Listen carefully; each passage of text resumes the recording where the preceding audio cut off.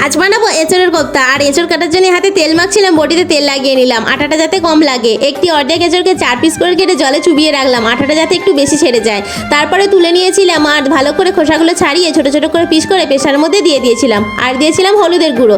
তারপরে এদিকে গ্যাসটা অন করে প্রেসারটা বসিয়ে দিলাম। যতক্ষণে এদিকে প্রেসারের মধ্যে এঁচড়টা সিদ্ধ হয়ে যাবে আমি চলে গিয়েছিলাম ছোলার ডাল পেস্ট করতে। মিক্সিতে ছোলার ডাল পেস্ট করে নিলাম, এসে দেখলাম এঁচড় সিদ্ধ হয়ে গিয়েছে, সেগুলো ভালো করে তুলে নিলাম জল ঝারিয়ে। আর এদিকে গ্রেটারের মধ্যে গ্রেট করে নিলাম এঁচড়টাকে। তারপরে পেস্ট করে রাখা ছোলার ডাল, চিনি, হলুদের গুঁড়ো, লঙ্কার গুঁড়ো আর ছিল এদিকে ভাজা মশলা। তার মধ্যে ছিল জিরে ধনে গুঁড়ো, চালের গুঁড়ো, পরিমাণ মতো গরম মশলা দিয়ে নুন দিয়ে হালকা হাতে ভালো করে ছোট ছোট ভেজিটেবলের মতো শেপ দিয়ে নিলাম। কড়াইয়ের মধ্যে তেল দিয়েছে, এটা যখন গরম হয়ে গেল ভালো করে কোপ্তাগুলো লাল লাল করে ভেজে তুলে নিলাম।